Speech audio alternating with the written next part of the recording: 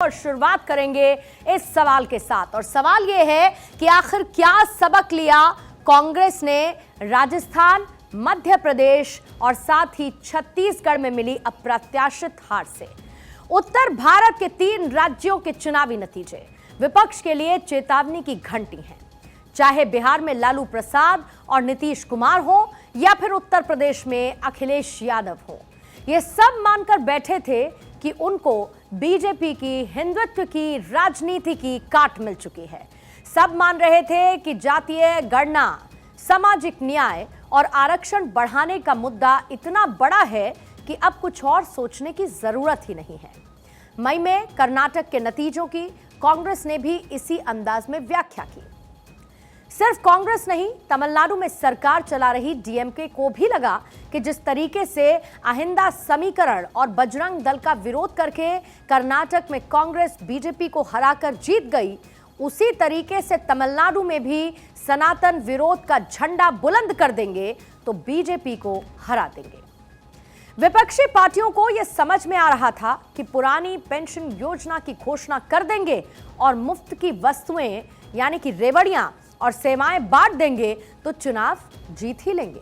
विपक्षी नेता समझ रहे थे कि उनके खिलाफ सीबीआई और ईडी की कार्रवाई होने से लोगों में सहानुभूति बनेगी, लेकिन ये सारे अनुमान और सोच आखिरकार नतीजों के लिहाज से गलत साबित हुए।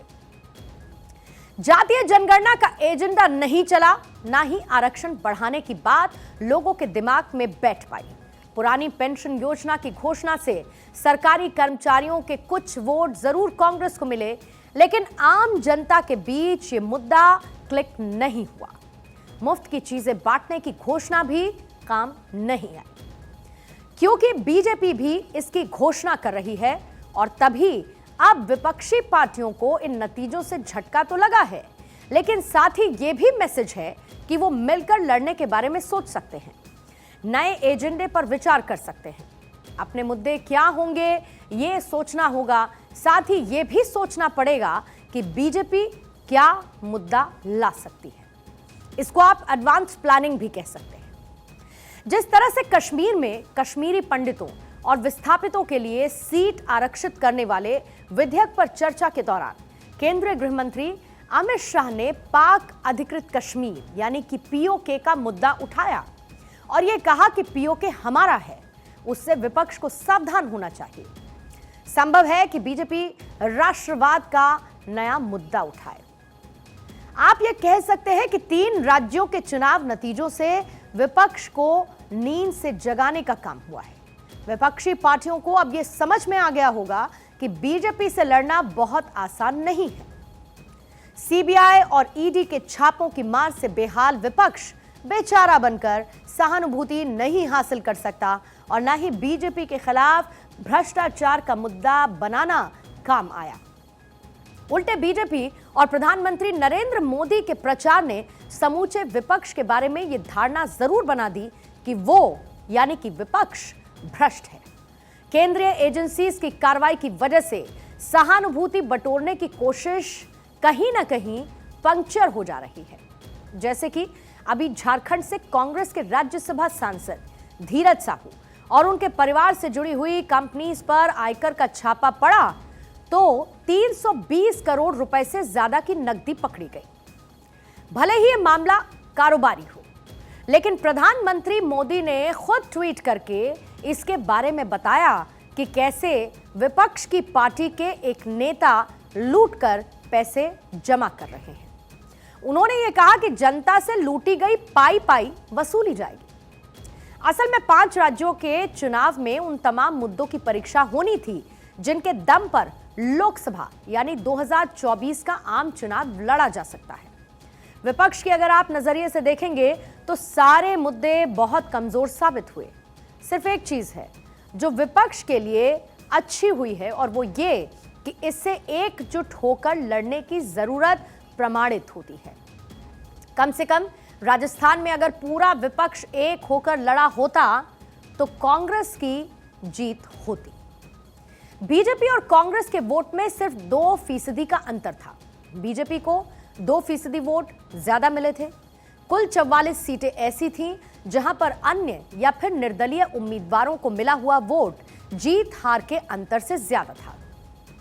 एक आकलन के मुताबिक अगर इन सीटों पर विपक्ष या फिर बीजेपी विरोधी पार्टियां एक होकर लड़ी होती तो कम से कम 30 अतिरिक्त सीटें कांग्रेस जीत सकती थी, यानी कि उसे पिछली बार जितनी सीटें मिल सकती थी।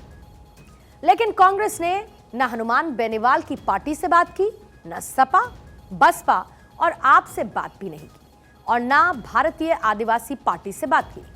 अगर इन पार्टीज को कुछ सीटें देकर कांग्रेस ने सामंजस्य तालमेल बैठाया होता तो राजस्थान की तस्वीर नतीजों के लिहाज से अलग होती। मध्य प्रदेश में तो कांग्रेस बहुत ज्यादा वोट के अंतर से हारी है, लेकिन छत्तीसगढ़ में कांग्रेस टक्कर दे सकती थी या जीत सकती थी। वहां पर भी बसपा, गोंडवाना गणतंत्र पार्टी और छत्तीसगढ़ जनता कांग्रेस के उम्मीदवारों को ठीक ठाक वोट मिले हैं। यानी कि 5 राज्यों के चुनावी नतीजों में विपक्ष के सामने यह स्पष्ट हो गया है कि एकजुट होकर बीजेपी के हर उम्मीदवार के खिलाफ एक उम्मीदवार उतारने की जो पुरानी योजना है, जिसके लिए विपक्षी गठबंधन इंडिया का गठन हुआ, उस पर अमल किए बिना काम नहीं चलेगा। कांग्रेस और विपक्ष की बाकी सभी पार्टियों के सामने भी यह जरूर प्रमाणित बात हो चुकी है। कांग्रेस और अन्य विपक्षी पार्टियों के लिए 2 सबक इससे हैं।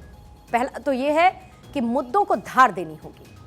अगर लोकसभा चुनाव में उन्हीं मुद्दों पर लड़ना है जिन पर 5 राज्यों में विपक्ष ने चुनाव लड़ा है, तो वो पर्याप्त नहीं है।